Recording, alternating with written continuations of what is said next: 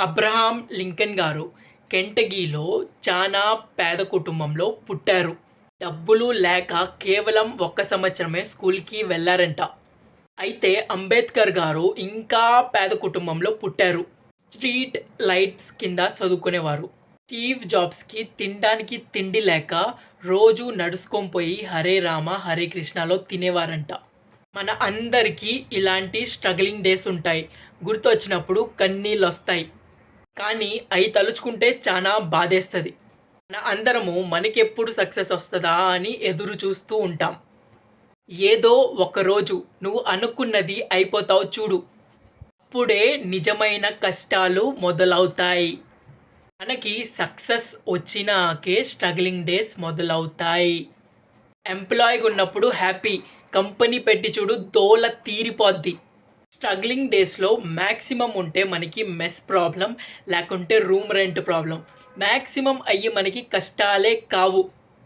ఒక పూట తినకపోయినా ఏం కాదు. ఎండలో మండినా పర్లేదు. ఏదో కసి, పట్టుదలతో పరిగెడుతూ ఉంటాం కాబట్టి. వారానికి ఒక్కరోజు ఆదివారం అర కేజీ చికెన్ తెచ్చుకుంటే అది మనకి పండగ. ఎప్పుడైనా ఎవరైనా ఒక బీర్ ఇప్పిస్తే కార్నివల్‌లా ఉంటది. నమ్మండి, those are the best days. కర్మ కాలి.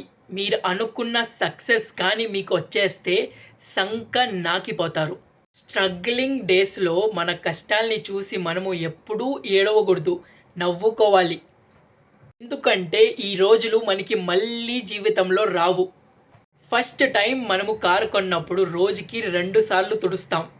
కారులో అన్ని ఫీచర్లు గుర్తుంటాయి. గీత పడితే తట్టుకోలేం. వర్షం పడుతుంటే మనము బయట కారు తడిసిపోతుందో అని చూస్తూ ఉంటాం. అదే సక్సెస్ వచ్చిన తర్వాత 5 స్టార్ హోటల్‌లో నువ్వు ఏం తింటున్నావో దాని పేరు నీకు తెలీదు.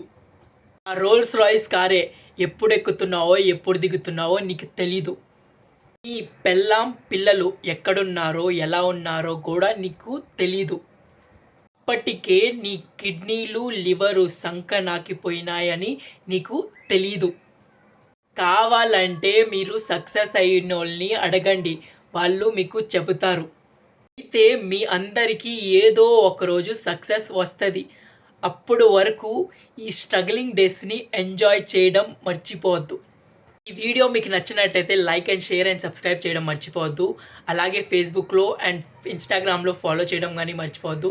That's it.